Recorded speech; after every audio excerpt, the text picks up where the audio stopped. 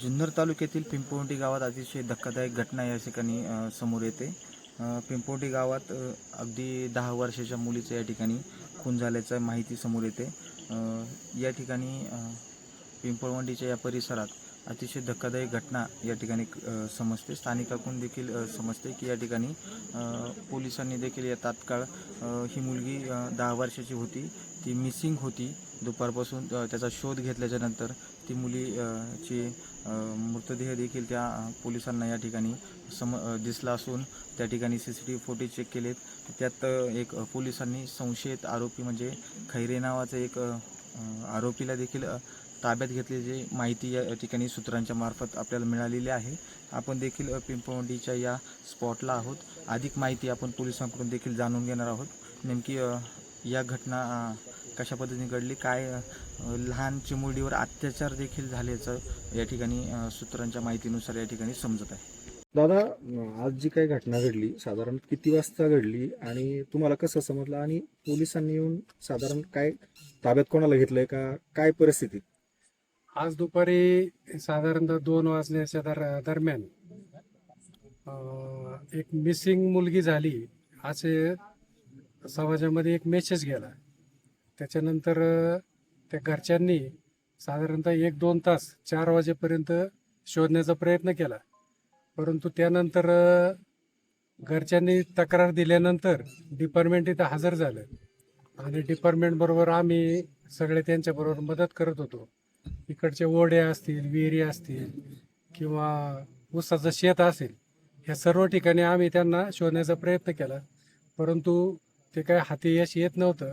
नंतर ह्या रोडला जेवढे CCTV कॅमेरे आहेत खाजगी मालकीचे, ते सगळे कॅमेरे आम्ही चेक केले डिपार्टमेंटच्या साहाय्याने, तरी त्या कॅमेऱ्यामध्ये काही त्याचा शोध लागत नव्हता. नंतर साधारणच्या 8च्या दरम्यान संशयित एका आरोपीला त्यांनी ताब्यात घेतलं डिपार्टमेंटनी, आणि ताब्यात घेतल्यानंतर त्यांनी त्यांच्या पद्धतीने विचारल्यानंतर तिथं पिंपळवंडीचं लेंडेस्थळ आहे, त्या लेंडेस्थळाचा एक ओढा आहे, त्या ओढ्याच्या कडेला त्यांनी तिथं त्या चिमुरडीला तिचं काय म्हणू आपण त्याला, अत्याचार म्हणतात, अत्याचार करून तिचा खून केल्याचं निष्पन्न झालं. आणि त्यांनी ते जागा स्पॉट दाखवला आणि त्याच्यानंतर ते क्लिअर झालं का या व्यक्तीनेच हे सगळं केलेलं आहे. त्याच्यानंतर फॉरेन्सिक लॅबची टीम आल्या, पोलीस डिपार्टमेंट आले, उत्तूरच्या असतील, आळेपाट्याच्या असतील, नारेगावच्या असतील, सर्व आमच्या लेंडे स्थळातल्या सगळ्या युवकांनी आणि ज्येष्ठांनी सगळ्या डिपार्टमेंटला सहकार्य केलं. त्यांना हवं नव्हते रात्रीच्या वेळेला टॉर्च वगैरे किंवा अंधारात इकडे जाणं, तर आमची मुलं पहिली पुढे जायची, नंतर डिपार्टमेंटला सहकार्य करून डिपार्टमेंट यायचं. त्याच्यानंतर त्या बिचाऱ्या मुलीचा मृतदेह तिथं सापडला. त्याच्यानंतर फॉरेन्सिकची लॅब तिथं गेली आणि हा सगळा घटनाक्रम पाहिल्यानंतर प्रत्येक व्यक्तीचं मन हे हेलावून गेलंय. अगदी आपल्या घरातली एखादी चिमुरडी जावी अशा प्रकारची सगळ्यांची एक मानसिकता तयार झाली होती.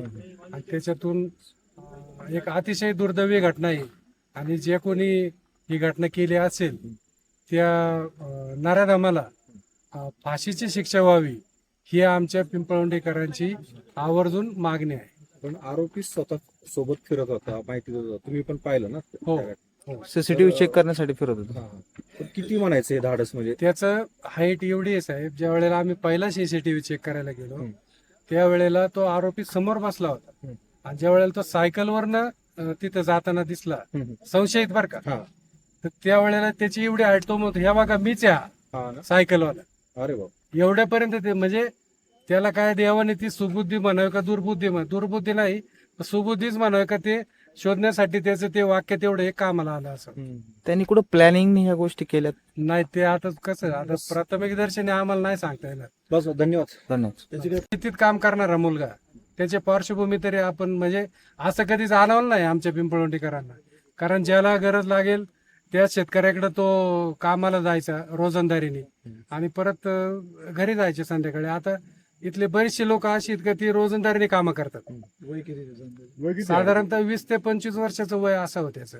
आणि ते चिमुरडीचं बालिकेचं 10 वर्ष, ती मला वाटतं 4थीला होती ना, 4थीला होती ती. काय नातेसंबंध, ओळख काय असं काय होतं? नाही, तो फक्त आमच्या मळ्यातल्या आमच्याकडेच जनरली ती लोक कामाला जास्त हा, असतात. हा. ते पाहण्यातला होता आणि हा असं करेल हम्म. असं कोणाला कधीच कधीही वाटलं नव्हतं. ओके.